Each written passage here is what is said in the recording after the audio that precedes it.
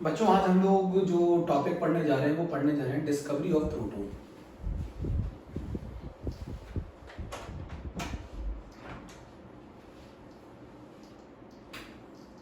बच्चों जिस तरीके से डिस्चार्ज ट्यूब में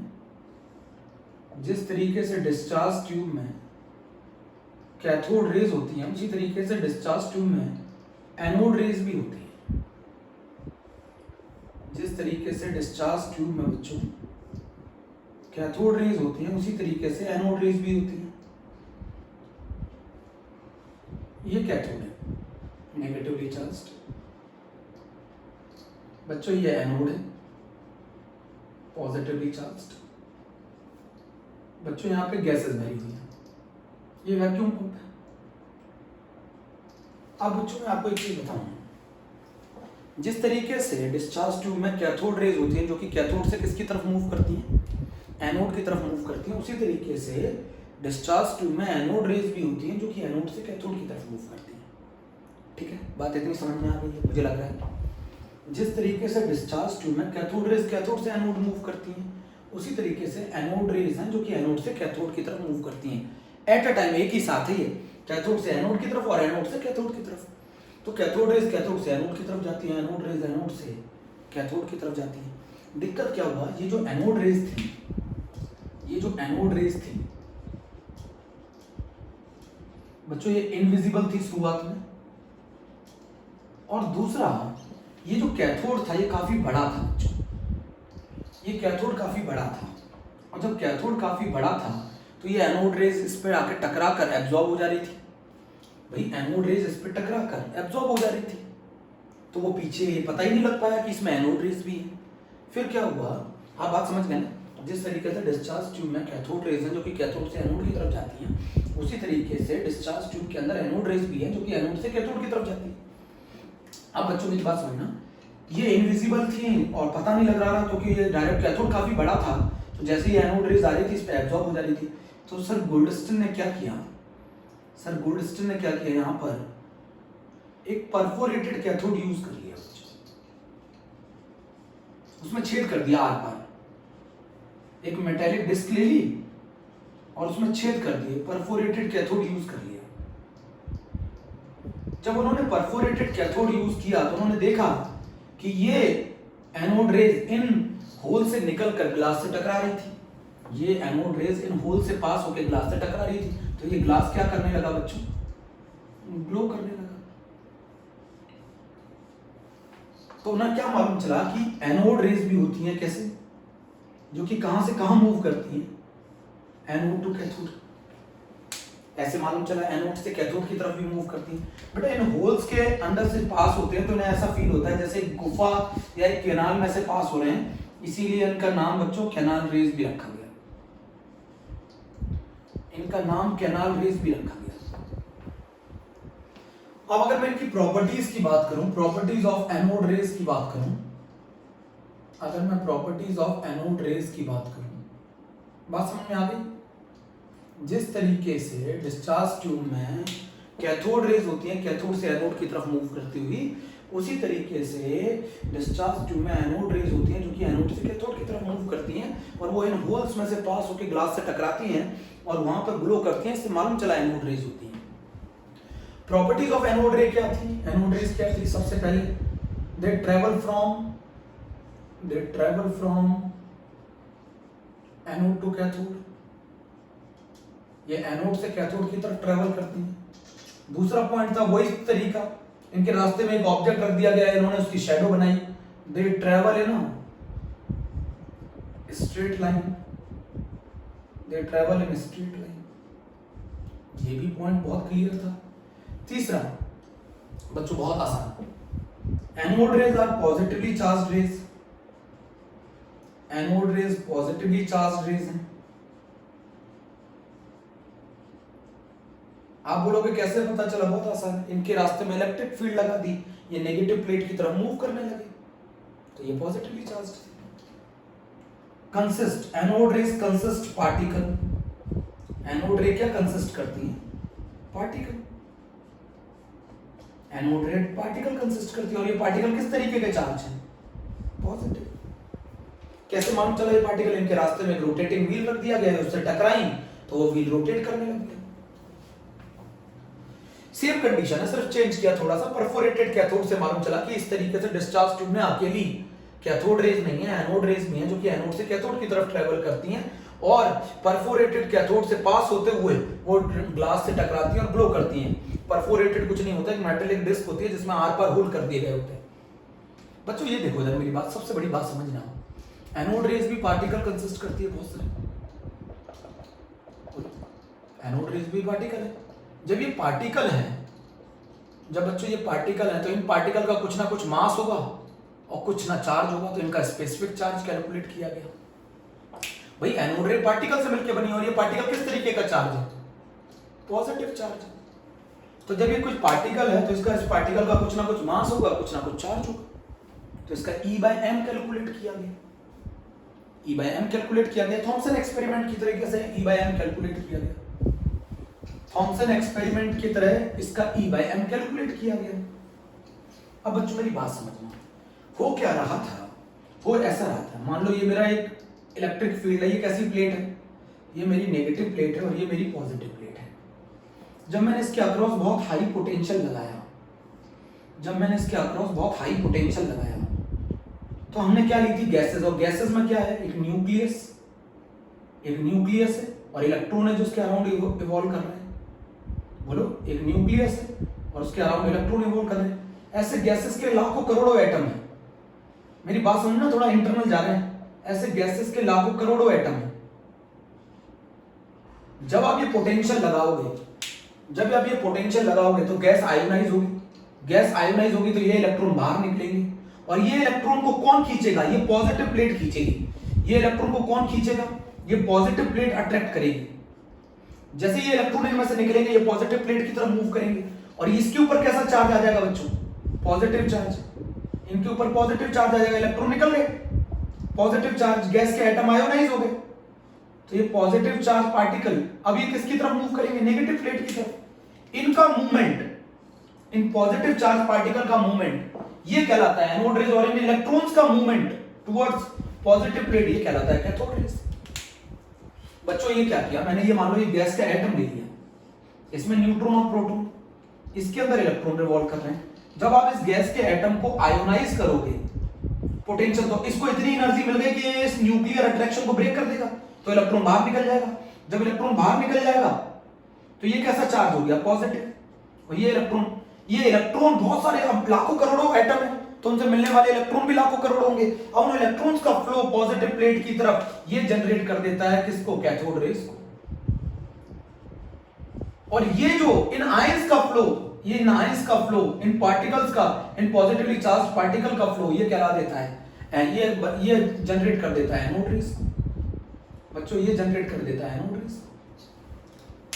तो गैसेस को जब इतना ज्यादा पोटेंशियल देते हो, जब गैसेस को आयोनाइज करते हो, तो वो ये जो अट्रैक्शन, इस अट्रैक्शन से जुड़ा हुआ इलेक्ट्रॉन न्यूक्लियस के अट्रैक्शन से रिवॉल्व करता रहता है, इस अट्रैक्शन को ये ओवरकम कर देता है पोटेंशियल, तो ये इलेक्ट्रॉन फ्री हो जाता है और ऐसे बहुत सारे इलेक्ट्रॉन जब फ्लो करने लगेंगे टुवर्ड्स पॉजिटिव प्लेट, वो कहलाने लगेंगी कैथोड रेज। और ये पॉजिटिवली चार्ज पार्टिकल अगर फ्लो करने लगेंगे, इनको कौन अट्रैक्ट करेगा? पॉजिटिव चार्ज पार्टिकल को, नेगेटिव प्लेट पे। जब ये मूव करने लगेंगे तो हमारी जो रेज जनरेट होगी वो एनोड रेज होगी। अभी भी मेरी बात नहीं समझ में आई? अभी भी मेरी बात समझ में नहीं है? इतना लिख लिया, चलो अब एक और समझा। मान लो अगर मैं गैस ले लूं, जैसे हाइड्रोजन गैस का एटम हाइड्रोजन है, इसको अगर मैं आयोनाइज करूं तो ये H+1 इलेक्ट्रॉन। अगर मैं नाइट्रोजन गैस के एटम को आयोनाइज करूं तो ये N+1 इलेक्ट्रॉन। मैं ऑक्सीजन गैस के एटम को आयोनाइज करूं तो O++1 इलेक्ट्रॉन। और ये इलेक्ट्रॉन बच्चों जब कैथोड रे बनती है, तो ऐसे बहुत सारे एटम, कैथोड रे बनती है ये इन इलेक्ट्रॉन्स के फ्लो होने से। कैथोड रे इनके कारण बनती है और एनोड रे इनके कारण फ्लो होने की बनती है। इनके कारण बनती है एनोड रे, इनके कारण बनती है कैथोड रे। तो cathode ray nature of gas पे कहां डिपेंड कर रही है? सभी में इलेक्ट्रॉन्स का मूवमेंट है, सभी से इलेक्ट्रॉन ही मिल रहा है, तो सभी में इलेक्ट्रॉन्स का मूवमेंट है। बट एनोड रे नेचर ऑफ गैस पे डिपेंड कर रही है। एनोड रे नेचर ऑफ गैस पे डिपेंड करती है।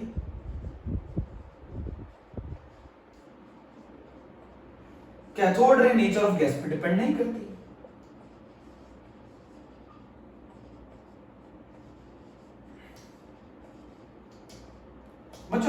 मैं बता दूं, कैथोड एनोड रेज जो होती है ना, वो एनोड से जनरेट नहीं होती। कैथोड रे कैथोड से जनरेट होती है, बट एनोड रेज एनोड से जनरेट नहीं होती। वो गैसेस को आयोनाइज होने से जो पार्टिकल पॉजिटिवली चार्ज बनते हैं, उनके मूवमेंट से जनरेट होती है। नेचर ऑफ गैस पर डिपेंड नहीं करती। कैथोड रे नेचर, सीधी सी बात है बेटा, एनोड रेज, आप यहां देखो मेरे प्यारे बच्चों, एनोड रेज जो है वो अलग अलग गैसेस से बनने वाले जो पॉजिटिवली चार्ज पार्टिकल है वो अलग अलग है, तो इनका स्पेसिफिक चार्ज अलग अलग होगा। बट अगर मैं बात करूं कि सबसे जो इलेक्ट्रॉन है, जो पार्टिकल जिनके कारण कैथोड रे जनरेट हो रही है, वो सभी में सेम है, सभी में सेम है, तो सभी का स्पेसिफिक चार्ज सेम होगा। तो एनोड रेज में डिफरेंट गैसेस के लिए, एनोड रेज में अभी मैं बता रहा हूं आपको, पहले इस चीज को समझें। एक गैस है, मान लो आपको मैं बताता हूं, गैस है, मान लो ये गैस है। अब गैस को आपने आयोनाइज कर दी तो इलेक्ट्रॉन निकल गए, ये बन गया positively charge particle.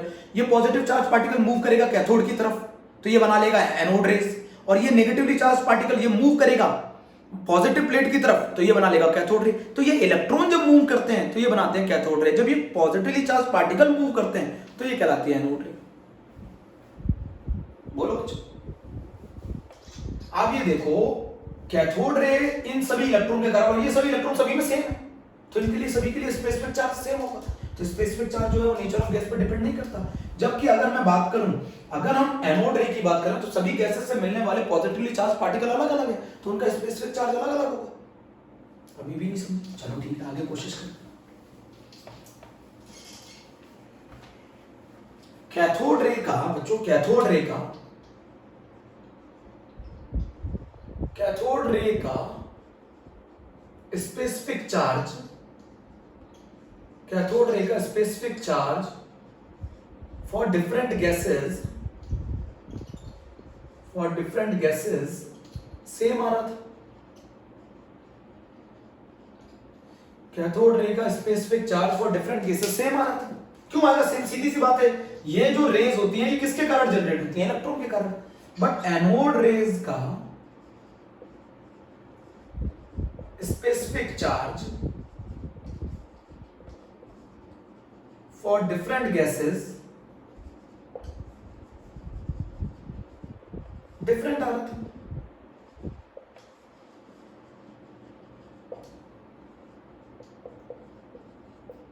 Anode gases के लिए, एनोड रे के लिए specific charge for different gases different आ रहा था। अब इससे इन्होंने एक और चीज पूछी, जो स्पेसिफिक चार्ज आ रहा था हाइड्रोजन गैस के कारण, हाइड्रोजन गैस के कारण जो एनोड रेज जनरेट हुई,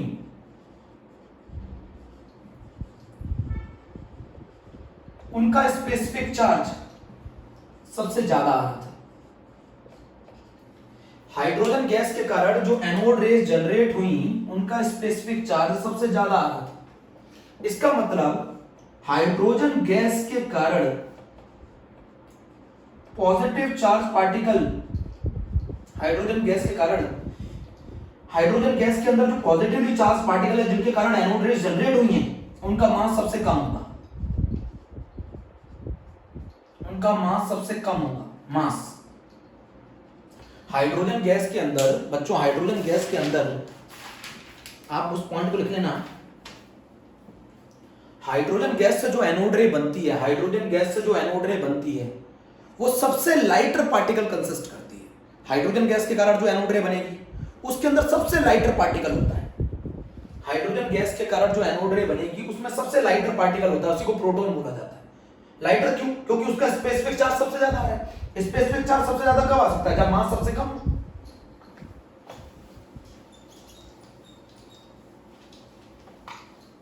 मेरी बात समझे? बोलो। हाइड्रोजन गैस के कारण, हाइड्रोजन गैस के कारण जो एनोड रे बनी वो सबसे लाइटर पार्टिकल कंसिस्ट करती है, वो सबसे लाइटर पार्टिकल कंसिस्ट करती है।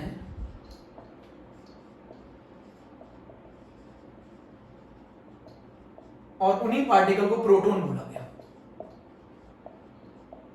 उस पार्टिकल को क्या बोलते हैं? उस पार्टिकल को प्रोटॉन बोलते हैं।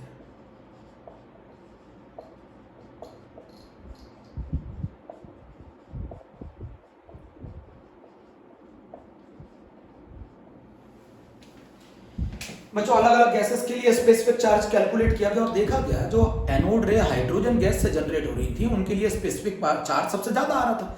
इसका मतलब वो पार्टिकल सबसे हल्का है, लाइटर है, और उसी पार्टिकल को इन्होंने क्या नाम दिया? प्रोटॉन नाम दिया। हाइड्रोजन गैस के अंदर के कारण जो एनोड रे जनरेट हुई वो सबसे लाइटर पार्टिकल से मिलकर बनी थी, जिनको बोला गया प्रोटॉन। ऐसे डिस्कवरी हुई बच्चों प्रोटॉन की, ऐसे डिस्कवरी हुई प्रोटॉन की। तो कॉमन सेंस बताओ, आप खुद सोचो, हाइड्रोजन में इनको प्रोटॉन बोला जाता है, उन पार्टिकल को प्रोटॉन बोला जाता है, बाकी गैसेस के लिए नहीं बोला जाता। हाइड्रोजन के लिए इनको प्रोटॉन बोला जाता है, H++ 1 इलेक्ट्रॉन। नाइट्रोजन गैस में आपको कौन सा पॉजिटिव चार्ज पार्टिकल मिलेगा? N++ 1 electron. ऑक्सीजन में क्या मिलेगा? O++ 1 electron. अगर आप इनका मूवमेंट करा देते हो तो इनका मूवमेंट किस प्लेट की तरफ होगा? पॉजिटिव प्लेट की तरफ होगा। तो ये कौन सी रे बनाएंगी? कैथोड रे बनाएंगी।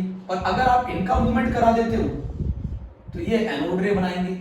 अच्छा मुझे एक चीज बताओ, डिफरेंट गैसेस के लिए ये पॉजिटिव चार्ज पार्टिकल अलग अलग है ना? डिफरेंट गैसेस के लिए ये पॉजिटिव चार्ज पार्टिकल अलग अलग है ना? अलग अलग है ना? डिफरेंट गैसेस के लिए पॉजिटिव चार्ज पार्टिकल अलग अलग है, बोलो। तो इसीलिए सभी का स्पेसिफिक चार्ज अलग अलग आता है, इसीलिए सभी का स्पेसिफिक चार्ज डिफरेंट आता है, और इसीलिए anode rays nature of gas पे डिपेंड करती हैं। जबकि डिफरेंट गैसेस के लिए कैथोड रे वाले पार्टिकल, नेगेटिव चार्ज पार्टिकल सभी में सेम है। डिफरेंट गैसेस के लिए नेगेटिव चार्ज पार्टिकल सभी में सेम है। डिफरेंट गैसेस के लिए नेगेटिव चार्ज पार्टिकल सभी में सेम है। नेगेटिव चार्ज पार्टिकल सभी में सेम है। डिफरेंट गैसेस के लिए नेगेटिव चार्ज पार्टिकल सेम, तो इसीलिए cathode ray nature of gas पे डिपेंड नहीं करता। इसीलिए cathode ray nature of gas पे डिपेंड नहीं करती। मैं आपको बता दूं बच्चों, ध्यान रखना, कैथोड रे बेसिकली कैथोड से इलेक्ट्रॉन निकलते हैं, बट एनोड रेज में इलेक्ट्रॉन जो पॉजिटिव चार्ज पार्टिकल है वो एनोड से नहीं निकलते, वो गैसेस के आयोनाइज होने से जनरेट होते हैं। तो अगर कहीं लिखा हो anode rays are generated from anode, ये गलत स्टेटमेंट है, जबकि cathode rays are generated from cathode. ये हम लोगों ने डिस्कवरी ऑफ प्रोटॉन पढ़ लिया है। फिर उसी तरीके से चार्ज कैलकुलेट कर लिया होगा मिलिकन ऑयल ड्रॉप एक्सपेरिमेंट से। मिलिकन ऑयल ड्रॉप एक्सपेरिमेंट से चार्ज कैलकुलेट कर लिया होगा। मिलिकन ऑयल ड्रॉप एक्सपेरिमेंट में तो प्रोटॉन का जो चार्ज होता है, प्रोटॉन पे जो चार्ज होता है, प्रोटॉन पे वो होता है +E +1.6 × 10⁻⁻19 कूलम, और प्रोटॉन का जो मास होता है m, वो होता है 1.67 × 10⁻⁻27 kg। तो स्पेसिफिक चार्ज कितना होगा? तो स्पेसिफिक चार्ज कितना होगा? वो होगा +E/m, और वो होगा 1.6 × 10⁻⁻19 डिवाइडेड बाय 1.67 × 10⁻⁻27 kg। चेक करो। अब हम पढ़ने जा रहे हैं बच्चों, एक और लास्ट टॉपिक है, और वो है discovery of neutron. Sir James Chadwick ने की थी, सर जेम्स चैडविक ने डिस्कवरी की थी। इन्होंने क्या किया, एक रेडियो एक्टिव सोर्स लिया। अब ये रेडियो एक्टिव सोर्स कुछ भी हो सकता है, रेडियम लिया मैंने। अब रेडियम क्या करेगा? रेडियो एक्टिव सोर्स क्या एमिट करते हैं? इन्होंने बम्बार्डमेंट कराई अल्फा पार्टिकल की बेरिलियम की शीट पर। बेरिलियम की शीट पर रेडियो एक्टिव सोर्स क्या एमिट कर रहे हैं? अल्फा पार्टिकल एमिट कर रहे हैं। Radio active source alpha particle emit कर रहे हैं, और ये अल्फा पार्टिकल किससे जाके टकराए? अल्फा पार्टिकल की एक बीम किससे हिट की इन्होंने? बेरिलियम से। बेरिलियम ने हिट की, तो हिट करी तो इसमें से एक बीम ऑफ पार्टिकल्स निकले। बेरिलियम ने हिट की तो ये इसमें से एक बीम ऑफ पार्टिकल्स निकले। मेरी बात समझो, आपने अल्फा एक रेडियो एक्टिव सोर्स जिसने अल्फा पार्टिकल एमिट किया। अल्फा पार्टिकल क्या होता है? 2He4, हीलियम का न्यूक्लियस। हीलियम का न्यूक्लियस का बंडल होता है जिसमें 2 प्रोटॉन होते हैं और 2 न्यूट्रॉन होते हैं। हीलियम का न्यूक्लियस का बंडल होता है, 2 प्रोटॉन होते हैं 2 न्यूट्रॉन होते हैं, और ये अल्फा पार्टिकल कितनी स्पीड से मूव करते हैं, 3 × 10⁷ मीटर पर सेकंड की स्पीड से, इतनी हाई वेलोसिटी से। जब ये बेरिलियम की शीट से टकराते हैं तो एक बेरिलियम की शीट से दूसरी तरफ से एक और बीम निकलती हुई दिखाई देती है पार्टिकल्स की। बच्चों अल्फा पार्टिकल को हिट कराया उन्होंने, बम्बार्डमेंट कराया बेरिलियम की शीट पर, दूसरी तरफ से देखा एक बीम और निकलती है पार्टिकल की। इन्होंने यहां पर पॉजिटिव और एक नेगेटिव इलेक्ट्रिक फील्ड लगा के देखी, पॉजिटिव और नेगेटिवली चार्ज फील्ड लगा के देखी, तो देखा ये पार्टिकल किसी की तरफ डिफ्लेक्ट नहीं हुए, तो ये पार्टिकल्स निकले, इन पार्टिकल्स को बोला गया न्यूट्रॉन, इन पार्टिकल को बोला गया न्यूट्रॉन। बच्चों क्या किया इन्होंने, एक रेडियो एक्टिव सोर्स लिया और उसने रेडियो एक्टिव सोर्स ने अल्फा पार्टिकल, ये इतनी ज्यादा वेलोसिटी से मूव करते हैं ये पार्टिकल, और जैसे ही ये किससे टकराए, बेरिलियम की शीट से टकराए, तो दूसरी तरफ से एक बीम निकलती हुई दिखाई दी पार्टिकल्स की। तो साइंटिस्टों को लगा यही पार्टिकल पेनिट्रेट कर गए अल्फा पार्टिकल। अल्फा पार्टिकल तो पॉजिटिवली चार्ज होते हैं, अल्फा पार्टिकल पर जो चार्ज होता है वो चार्ज होता है twice of charge on proton. तो साइंटिस्ट सर जेम्स चैडविक को लगा कि अल्फा पार्टिकल पेनिट्रेट कर गए, बट जब उन्होंने देखा यहां पर प्लेट लगाकर तो ये पार्टिकल किसी की तरफ भी डिफ्लेक्ट नहीं हुए, तो ये न्यूट्रल पार्टिकल थे। न्यूट्रॉन न्यूट्रल होते हैं, इन पर कोई चार्ज नहीं होता, ये चार्जलेस होते हैं। अल्फा पार्टिकल्स की बम्बार्डमेंट कराई बेरिलियम की शीट पे और बाहर देखा, दूसरी तरफ से देखा तो वो न्यूट्रल पार्टिकल निकल रहे थे, कोई भी प्लेट की तरफ वो पार्टिकल अट्रैक्ट नहीं हुए, जबकि alpha particle is charge is twice of the charge of proton. तो ये बच्चा क्वेश्चन क्या पूछता है, सर ये अल्फा पार्टिकल का जो चार्ज था ट्वाइस ऑफ प्रोटॉन, ये कहां चला गया, ये चार्ज कहां चला गया। बच्चों आपको मैं बताऊं ये चार्ज कहां चला गया, उसका रीजन समझे। और इसने ही बताया कि एटम नए क्रिएट भी किए जा सकते हैं और एटम डिस्ट्रॉय भी किया जा सकता है, बट न्यूक्लियर रिएक्शन के अंदर, नॉर्मल रिएक्शन के अंदर नहीं। एक थ्योरी डाल्टन्स ने बोली थी atom is neither be created nor be destroyed, but ये थ्योरी यहां गलत साबित होगी। एटम क्रिएट भी किया जा सकता है, डिस्ट्रॉय भी किया जा सकता है, but only in nuclear reaction, not in chemical reaction. Nuclear reaction के अंदर एटम को डिस्ट्रॉय भी किया जा सकता है, एटम को जनरेट भी किया जा सकता है। अब मेरी बात समझना, क्वेश्चन ये है कि ये पॉजिटिव चार्ज कहां गया, होता क्या है, ये पार्टिकल इतनी ज्यादा तेजी से मूव कर रहे होते हैं, इतनी ज्यादा हाई वेलोसिटी से मूव कर रहे होते हैं, ये एटम को हिट नहीं करते, इवन उसके न्यूक्लियस तक को हिट करते हैं, उसके न्यूक्लियस तक में एंटर कर जाते हैं।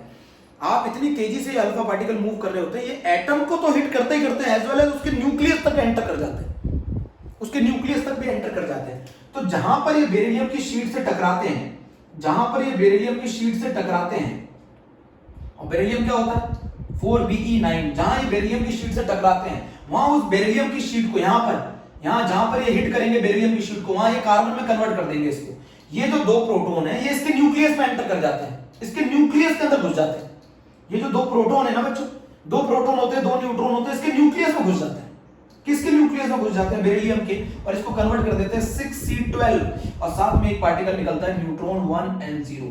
तो बताओ इन्होंने बेरिलियम के एटम को डिस्ट्रॉय कर दिया और क्या एटम जनरेट कर दिया, कार्बन का एटम जनरेट कर दिया। तो न्यूक्लियर रिएक्शन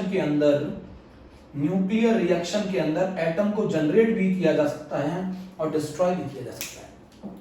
अल्फा पार्टिकल बेटा एक पॉजिटिवली चार्ज पार्टिकल है, इनकी स्पीड लाइट से थोड़ी 10 टाइम्स कम होती है, ये इतने ज्यादा स्पीड से मूव कर रहे हैं कि ये बेरिलियम की एटम को तो हिट करते ही करते हैं, एज वेल एज उसके न्यूक्लियस तक में एंटर कर जाते हैं। इस तरीके से न्यूक्लियस में एंटर कर जाते हैं। असली में ये है क्या, हीलियम है क्या, ये 2 प्रोटॉन और 2 न्यूट्रॉन का एक बंडल है, जो कि कहां हिट करता है, बेरिलियम की न्यूक्लियस को हिट करता है और उसको किस में कन्वर्ट कर देता है, कार्बन में कन्वर्ट कर देता है और न्यूट्रॉन निकल जाते हैं।